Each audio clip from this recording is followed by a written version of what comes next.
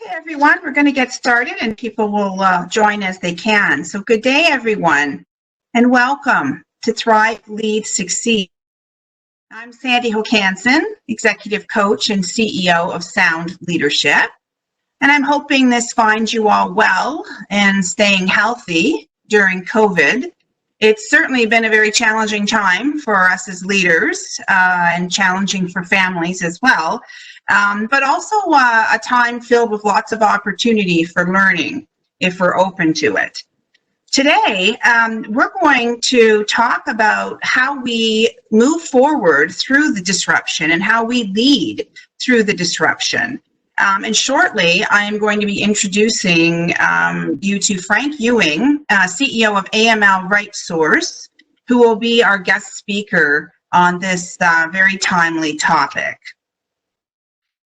Just a little housekeeping for everybody, and we're getting really good at this now, so everyone is up to speed. We're using so much remote technology, but please just use the Q&A for submitting some questions along the way. If we have time, we will be doing a Q&A session at the end.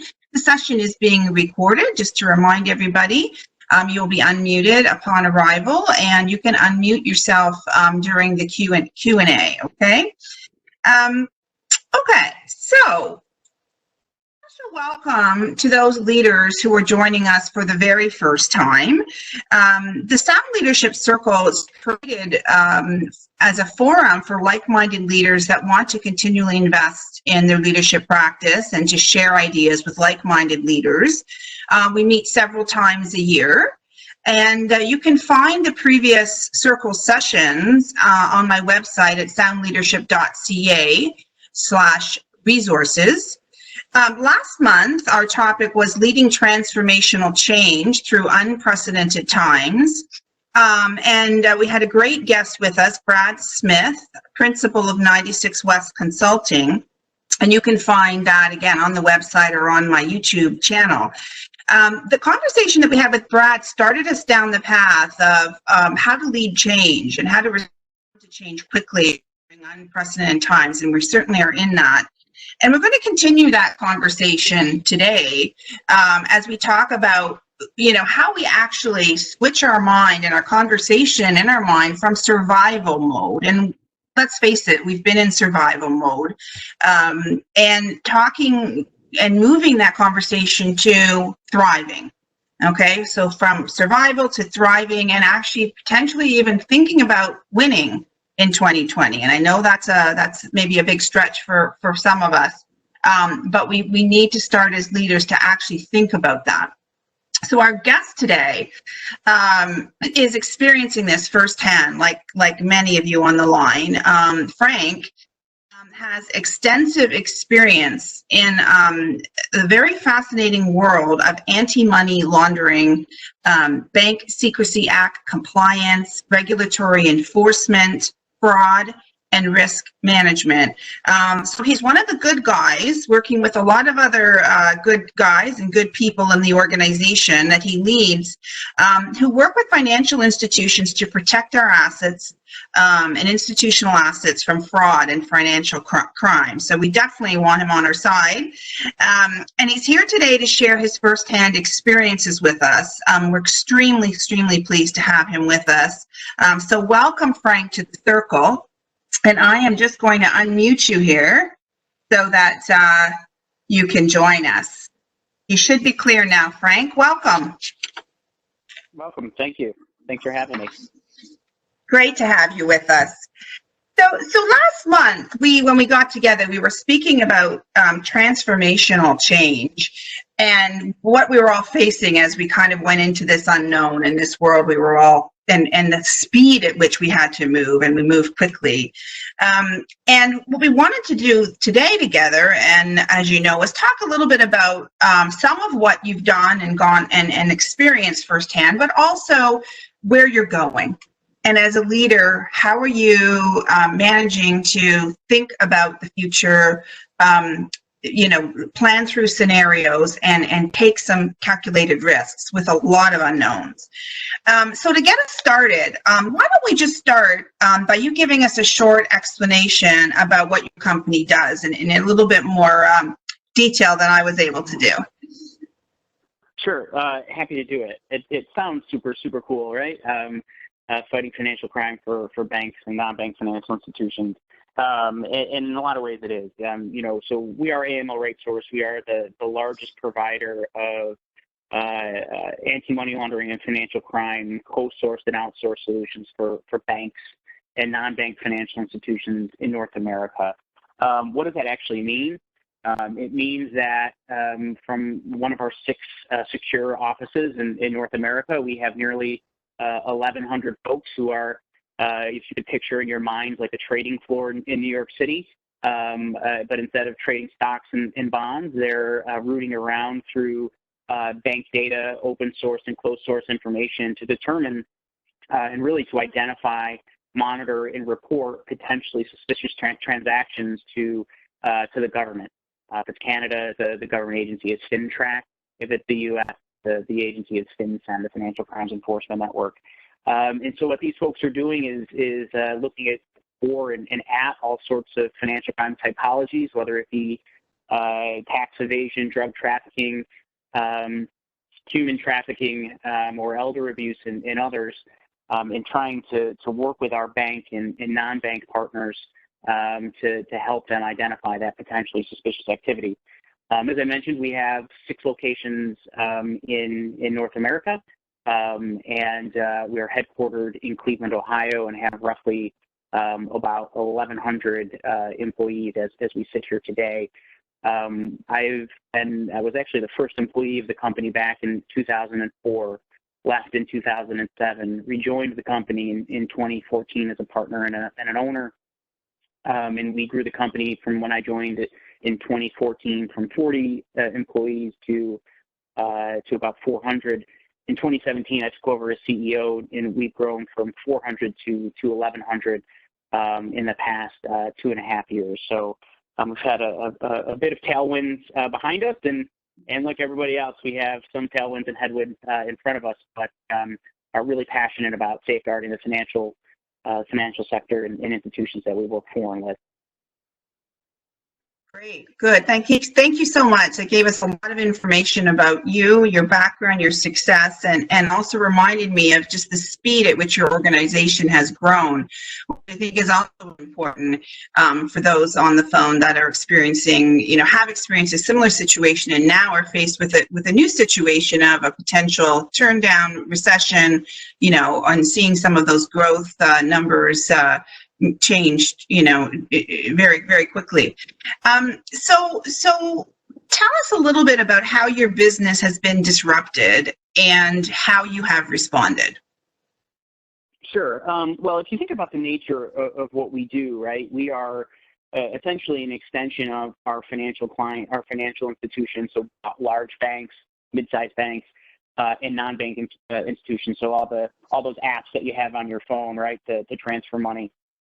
If you think about the nature of our clients and what we do, it's data secrecy, data privacy, and information security are at the forefront, both for us and for our clients. And so we were, up until about 8 weeks ago, pretty much mandated both by our own internal risk management protocols and by our contracts to do our work from our 24/7, 365, audited and compliant secure facilities around North America. And so for us, we kind of saw this coming a little bit earlier, thankfully, than most people. We had to both prepare our internal infrastructure from an information technology perspective, from a human resource perspective, from a client delivery perspective, and make that into a complete work from home environment. The second challenge, obviously, was working with our financial institution clients to permit that, even in instances where our contract strictly forebode us working from home, and with good reason, with the nature of the work that we do and working on, client information and bank data. So within 15 business days, we transferred, like I said, 1,100 folks, 6 offices across North America into an environment where we never would even think about working from home, to having everybody online in working from home with actually little to no disruption in delivery to our clients. So we were able to really rally around the cause of what we were trying to do and reach a good outcome. Okay, so fairly massive disruption to your business model. I'm interested to know which was harder for you to get your head around, the working from home and transitioning those 1,100 professionals, or actually getting the client on the same page to create a secure enough environment in that situation. Which was more challenging for you, or were they equally challenging? Surprisingly, and this is where, sometimes challenges,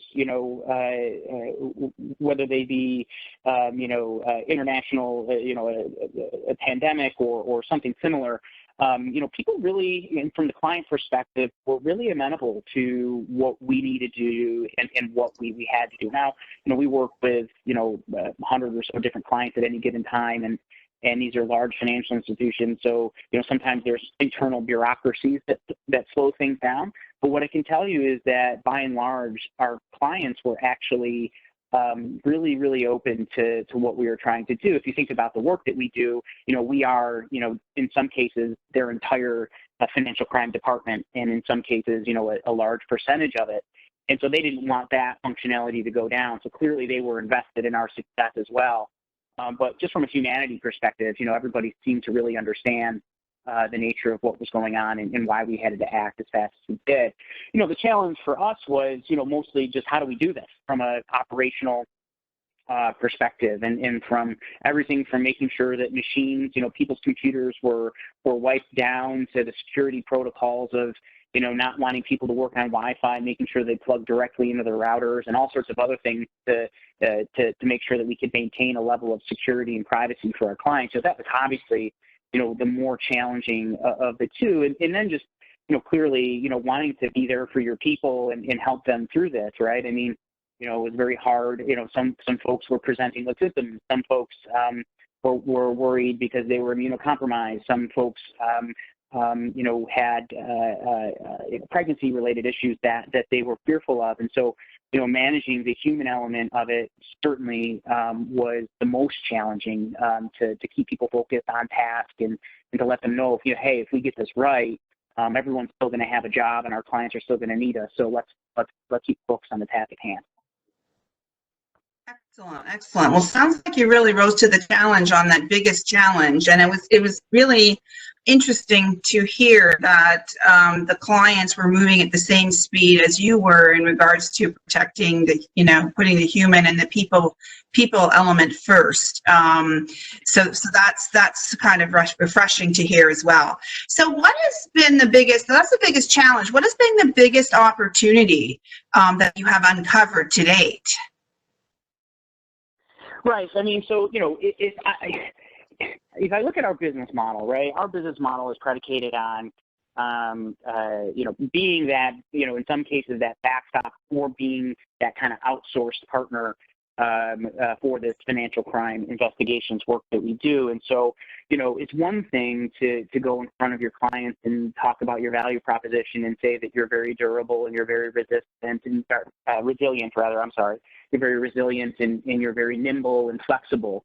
And you can, and sometimes, you get a chance to prove that to your clients because you know it about you, but sometimes they're just forced to believe it about you.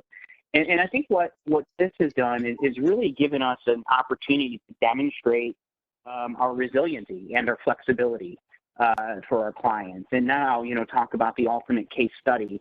We can go to market and talk about, we are that kind of contingency for you. We are that backstop for you. We are your actual partner. And it's nothing, it's sad that it took a pandemic to be able to prove that case study, but at the same time, it really gave us a case study to go out to people and say, hey, if you don't want to deal with necessarily the disruption that you're having in your internal department, you should really think about letting us handle this, because we're able to handle it even in a situation that required everybody to dust off their business disaster recovery plans, right?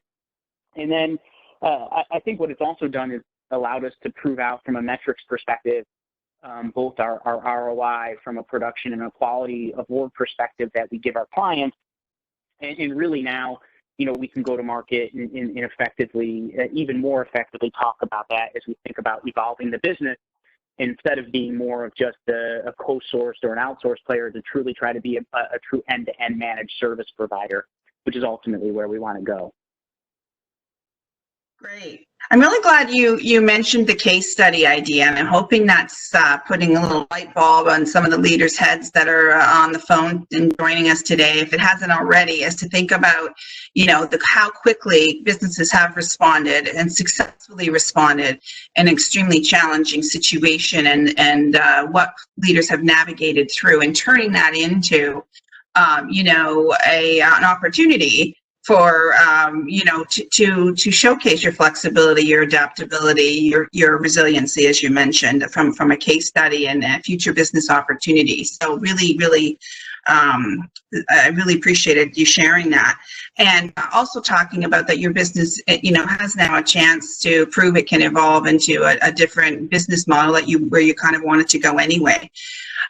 So we talked about challenges and opportunity. Let's talk about surprises. What has been your biggest surprise since this has happened? Yeah, I'd say that the biggest surprise is how well our people, the actual workforce, and not just the folks in senior management, they're pros. You expect them to do well. You expect them to rise to the occasion. But really, in terms of the staff that we have, many who have 0 to 3 years professional experience, is to see how well they've done, and to really talk about valuing the relationship that we have with each other as employer and employee. It was really really surprising. Some of the feedback that we were getting, where folks. So oftentimes, I think as an executive and as management, you have a tendency to have this kind of us and them, right? Whether it's conscious or subconscious, there's this kind of us and them, push and pull, and the employees, they're not grateful enough, right? They're not thankful enough for what we're doing, even though many times they are, right? They just don't necessarily come out of their way and say it. And I think here, what was really surprising was to see how proactive our employees were about what they can do to help, about, saying, hey, this is working, this isn't working, or just saying, hey, I'm appreciative, I still have a job. And then just from a delivery perspective, I was really surprised to see that our kind of internal metrics from a productivity perspective actually were higher than they were in office, which were always very high anyway. So those would be, from an operational perspective, some of the biggest surprises. And then just what I'd say is the unsung hero surprises, right? The folks in your management team or on, in your group that really go out of their way and above and beyond the capabilities that you even really kind of knew that they had. And it's always good to see when people are tested, that they rise to the occasion, and to know what you have on your bench, and as you look down the bench and think about your team. So those are the two surprises. It was just how well the staff handled things, and some of those folks who stepped above and beyond the call of duty to execute on our plan. Well, I'm sure there's a few leaders on the phone that are envious of your higher productivity ratios that you're getting right now.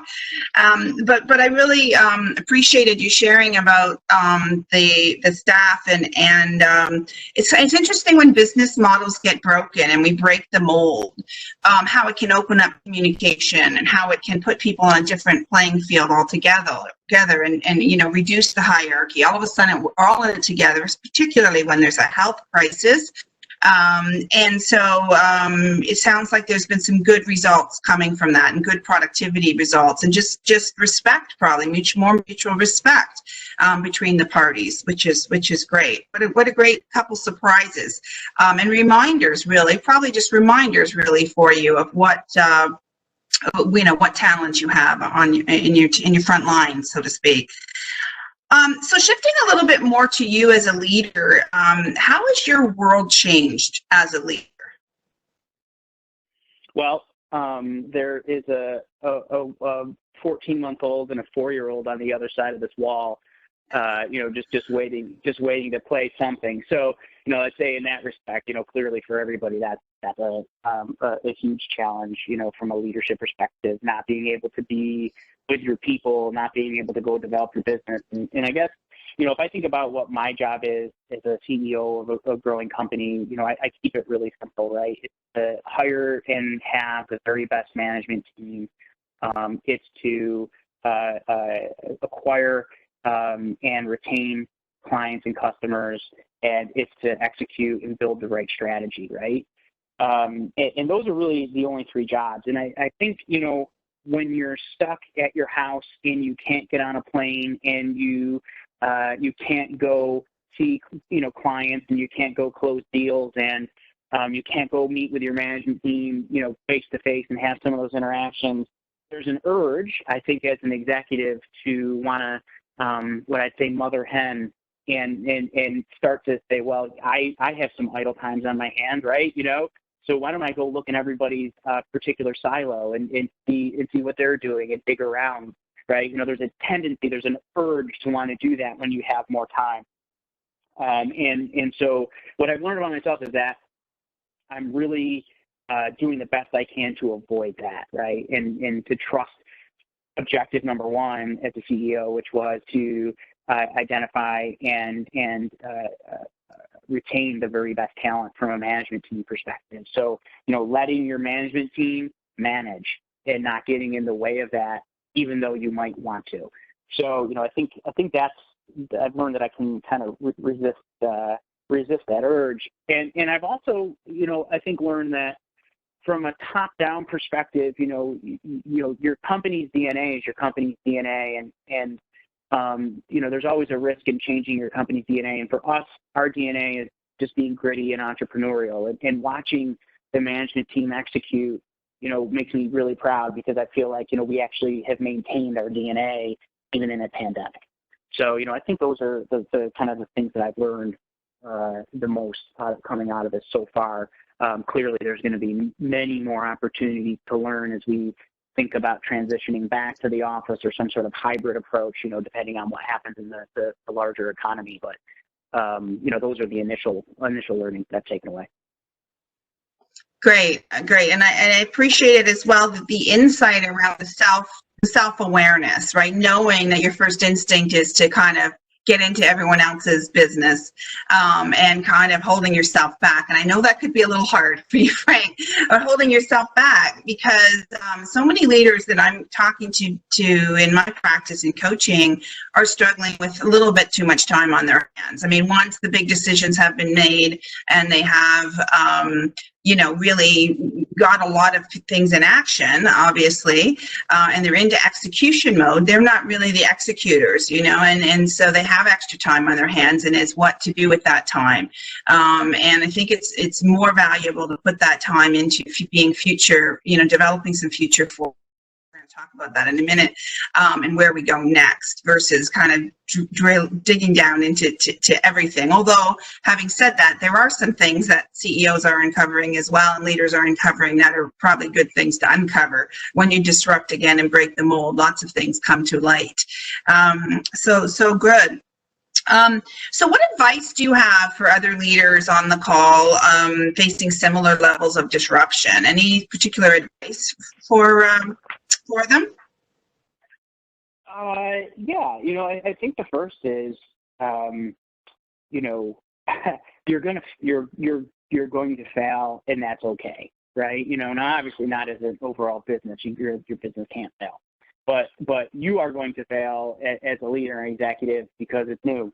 And, harken back to the first time you learned to ride a bike, you fell, right? And then you got good, right? And the first time you undoubtedly, cooked, you probably burnt something, but turns out, after a few tries, you can make some eggs, right? So the challenge is just recognizing that you're not going to get it right 100% of the time, because you are doing something new, and that's okay. So that's the first piece of advice I'd have. And the second is, just more from a practical business perspective, is if there was ever a time to really understand your P&L statement, now's the time, right? And so, and I think you were alluding to this, is that, sometimes these kind of pauses, whether they're good news pauses or bad news pauses, give you a chance to reflect on the company and the financial performance of the company. But, there's a lot that probably happens underneath you that you've never had a time to really think through and how it impacts profitability. And so, use that extra time that you have right now to think through building a better business. Now, that doesn't necessarily mean a bigger business or going out and doing a ton of, client acquisition activity, because that's probably not realistic right now, depending on what kind of business you're in. But there is always a way to run a better business. And whether that's tweaks to the org chart, or whether that's, thinking through the P&L and ways to get more efficient and more effective, this is the time to do that. And I would say take these kind of down moments to really dig into how to build a better business. Good. So true. So very true. So let's shift a little forward now. And what are you doing to prepare yourself and your organization for, it's hard to look out too far ahead, but let's say 3 months, 6 months, 9 months down the road, even into the beginning of 2021. Right. I think, and I'm not a soothsayer, I have no crystal ball. I'm just a guy who has a good team and runs a business, and I guess, I like to think about what potentially are the macroeconomic headwinds that we could face, in kind of what my plan would be. I want to think about new ways to kind of attract clients. I want to deepen relationships that I have. I want to think about, those 2 or 3 new product or service offerings that we were going to dip our toe into and find a way to accelerate that to increase wallet share and market share, but mostly wallet share with existing clients. Because, if you have existing customer and clients, expanding that wallet share is probably going to be the best path to increase revenue, as opposed to, going out and doing a whole bunch of additional client acquisition when budgets are probably going to be a little bit frozen. So I do think, I think about the world, Sandi, in the way that you said it, taking things in 3, 6, 9, 12 months bit, and then thinking about what really the future holds. And let's be realistic, right? Everyone seems to be doing a decent job of flattening the curve, but there's probably going to be spikes. There's probably going to be a reoccurrence, and what does that mean for your business? So, I'd say in terms of your short-term and near-term planning, your 3 and 6 months, you need to think about what strong economic headwinds might look like and what that might mean for your kind of employee base. You need to think about not just, what happens if you bring people back to work, but how do you socially distance them, and how do you prepare for potential second wave and future spikes, and what does that mean from an operational and bandwidth perspective? But you also have to think about, what are we going to do to grow to market, right? Because just like, the economy can't stand still forever, your business can't stand still forever. So, if that means that your sales folks, or you need to find sales folks or talk to your sales folks about, going to market in a different way and changing their approach and getting more comfortable on Zoom, then so be it. If that means that you have to indoctrinate a remote training program and those type of things, so be it. So, you have to continue to function all of the aspects of your business that you've always functioned. And at the same time, recognize that there's going to be a ton more disruption over the next 3 to 6 months. And then you're going to have to try to reinvent yourself as best you can to acquire more opportunities. So, aside from that, the play was fantastic, right? So there's clearly a lot to do in the short and midterm. Yeah, absolutely, for sure. And as we were speaking just before we started the session today, I think leaders really need to factor in, just that there will be more bumps down the road. There will be more things that are unexpected, and we don't even potentially have any clue what those might be yet, whether it be a second wave or a third wave or some other regulatory change or, some other situation. The good news is, our adaptive skills, are on high alert and we're ready, so we should be well positioned. But the idea that it's going to go back in one shot, I mean, you know, as you and I were talking about, that's not going to happen. And so it's really getting this new mindset, new paradigm that we're kind of ready for anything. We can handle anything. We've had a good track record of handling anything. To your point, the case study, we're ready to go. And we have that, adaptability built in. I do think we're going to have to be digging back into that deep reserve over the next few months. Okay, I'm going to open it up for some questions. I've got a couple that have come in, so I have 2 questions here already. So if someone has a question, I'm going to ask one of the questions that has come in, and if someone has a question, please unmute yourself, and I will go out to all of you before I ask the other questions come in. So one question was around, were there any tools, specific tools that you didn't have in place? So some kind of either technology tool or a business tool that you didn't have in place that you needed to put in place, and how did you implement that? Oh, geez, yeah. Now, I'm going to butcher the names of these, right? But I can talk in the main of what these tools were. So, when we pivoted from a fully on-site workforce to a remote workforce, there were things that we needed to do from an IT perspective and tools that we needed to get, right? So one is a piece of software that allows us to wipe somebody's computer, right? So in the event that you have to do a term or you have some sort of issue with an employee, that you could actually wipe their computer remotely. And so, that was a piece of software that we had to get. We had to increase actually just the bandwidth, right? The internet speed bandwidth. So if people were kind of connecting to the servers, that they had enough speed to do that. There were 4 or 5 different pieces of those kind of work from home technologies. And because I'm probably not as artful as I should be on that topic, what I'll do is I'll get a list of those pieces of discrete technologies for you. And then if you want to, Sandi, if you want to email those to the questioner afterwards or to the group, I'd be happy to share that. I know another tool that we bought was on the HR side of the house and on the hiring side of the house, a platform that would allow us to do virtual recruiting, and those type of things. So, that was a piece of software that, again, I'll get you the name exactly of what it was, but early returns sound pretty promising from the team. So those are just two tools.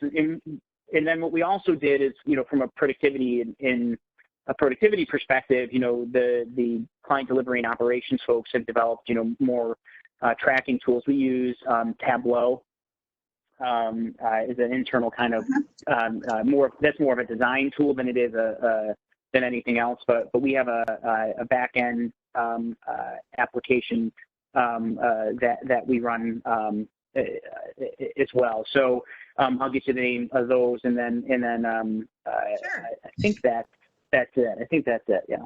Oh, and then on HubSpot. So we use HubSpot and where we've really found some great stuff with HubSpot on the sales and marketing side is, we're pushing out a ton of content, and we want to make sure that we're tracking those web sessions and that our page views and our click time, our click throughs, and all those type of things. So big investment into HubSpot from a sales and marketing perspective.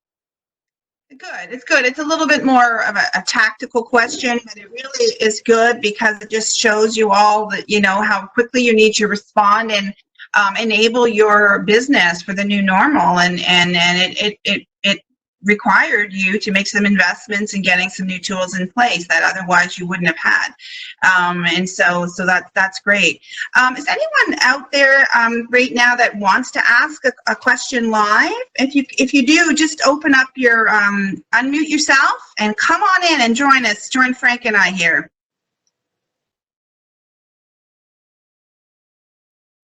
Trying to see if I've got any raised hands here. Hey, Sandi and Frank, it's Brad. How are you doing today? Good, Brad. How are you doing? Great, thank you.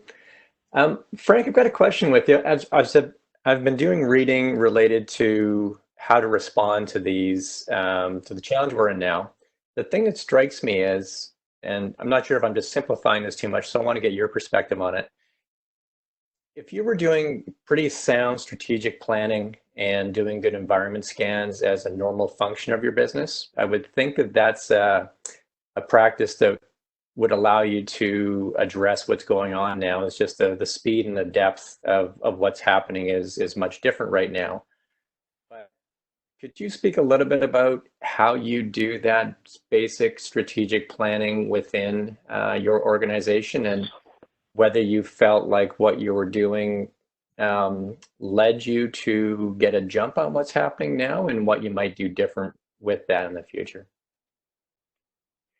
Yeah, so we meet fairly regularly, both at kind of the board and executive team level, and so there's not too much that goes on that the core team, isn't plugged into. So, the strategy is well communicated, and I think it's a good point, right? Is that the strategy can't just live in the executive's head. The strategy needs to be articulated, and that's not to say that you're always going to get broad or wide adoption or universal or unanimous adoption of your strategy, but the fact that the strategy is actually communicated and known to the management and executive team, I think, from the board level, if you have a board, on down is pretty key, right? So if you know that everybody's kind of singing from the same sheet of music, then when you have to accelerate or decelerate, everybody knows the 3 or 4 steps that they have to do to meet the broad-based strategy while still accomplishing either that speed up or that slowdown. So what we do is just communicate a lot, and I know that sounds, maybe that's an oversimplified answer to what you thought was an oversimplified question, but I think really the key is just making sure that, everybody on the team is actually singing from the same sheet of music, or at least has the same sheet of music in front of them. And then when you get to that point, you're able to enact, some of those plans or change on a dime, because everybody knows ultimately where the company needs to go. So I don't know if that's too broad of an answer for you, but I'd be happy to dig deeper if you had a follow-up. Yeah, no, that's perfect. Are there any changes that you're thinking about making to that practice going forward based on what you know now? Yeah, and I think it's better integration of, we are so lucky to have such fantastic folks working in our information technology group. Really, really lucky. And so, kudos to us for that. But, I think what it's done is really made me think about IT less from, or maybe there's a better way to say this. And the better way to say it is, if you're not thinking about your own information technology group as strategic as opposed to tactical, you might be thinking about it wrong. And so the major change that I'm going to make is starting to think about internal IT as much more strategic to the overall success of the organization, as opposed to just kind of a tactical thing that we have to have and have to perform to meet our client needs. Great. Thanks a lot, Frank. Appreciate it. Thanks, Brad. Great question. I can always count on you for great questions. Thank you so much. Okay, so, and we'll wrap up with Frank. Just one last question. So we've talked about some really great things today, and thank you so much for sharing your personal experience and first-hand experience with us. But just as we wrap this up, what is the most important thing for leaders to think about? Everyone here is working towards a path forward. I mean, everyone is looking out now and thinking about, how do we move forward? What is the new normal? So just, we talked about what you're going to do in 3, 6, 9 months, but just how do they start? How do they start getting ready to move forward now, from kind of survival to thriving? Yep. Okay. So, good question. Here's the way I look at it. Business itself is a very simple thing, right? You are selling or offering some sort of product or some sort of service to somebody who you need to change their behavior, right, to want or to adopt that service or that product, right? That's business. It's not that complicated. you need to go back to that fundamental proposition of what are you doing? You know, you are offering a product or a service to an end user, okay? You need to go back and think about, okay, now the atmospherics around how I ran my business or what the broader macroeconomic, winds look like. Sure, that's different now. That's all different now. But at a fundamental core level, you're trying to change someone's behavior to adopt or enact your product or service. So go back to what that product and service are. Talk to your clients and your customers. You know, we just actually did a Net Promoter Score survey in the middle of this to try to understand who we are, how we're seen, even in this environment, how folks want to use us, how they want to use going forward. Now, not everybody can afford to go out and, do a market study. But what you can do is to pick up the phone and call some of your best clients or call some of your past customers or clients and see how they view your business. They're going to tell you everything you need to know about how you need to adapt. But at its core level, you have to go back to that product and service. You have to say, is it still viable? Is it something that can adapt? And then what are the end users? What are these actual customers and clients? What do they need and what do they want? And then how do I change their behavior to my product, either my adapted version of my product or my actual product and service, and just execute your business again? And I know that sounds super simple, but at the end of the day, you're selling a product and a service, and you need people to buy it. So you have to talk to those people who are going to buy it, have bought it, or are buying it now, and then go back to that fundamental question. Yeah, I'm glad you're closing with this because it's a great time to be talking to all of your clients anyway and checking in with them to see how they're doing, obviously. But you're taking it another step further and going through this together kind of in real time and collaborating, talking about how we can adapt together, how we can be more agile, how are we seen, how are we doing? And so very good advice and I think very good words to close our session today. So thank you. You've been very generous with sharing what you've gone through, how you've been disrupted, how you and your team have stepped up. Really got a lot from you, from the surprises and what you've learned, which of course we're all learning, and that's what these sessions are about on the circle. So just really appreciated you joining us today and sharing this with us, Frank. Much appreciated. Thank you. I hope it was a good use of time. It was excellent. Excellent. Thank you. So just before we let everyone go, I want to just share some reflection ideas for all of you and some things in addition to what Frank was sharing with us today that you can think about over the coming weeks. So again, Frank talked about his biggest opportunities and challenge, but what's your biggest fear facing you right now? And then what is your biggest opportunity? And what have you learned about yourself as a leader or about your organization?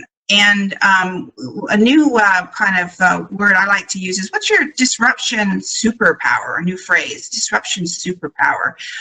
Think of it, kind of turn it around, turn it on its head, and think of it as a huge opportunity for yourself. And again, just in general, how are you going to disrupt yourself, and what can you learn from this new normal? And how do you change your own conversation? If you've been in survival mode, and maybe, a portion of the organization needs to stay in that mode, how do you actually change the dialogue, perhaps in your own head or in your team member's head, into thriving, into winning in 2020? Some good reflection for all of you to think about. Our next Sound Leadership Circle is on May 27th at 12 noon Eastern Standard Time. We're going to have the phenomenal Lori Chamberlain as President of Professional Staffing and Solutions at Adecco North America will be joining us. So we're looking forward to that conversation. If you want to be a speaker on our series, please contact me. And until then, stay well. Be well and lead well, everyone. Thank you for joining us today. Bye-bye.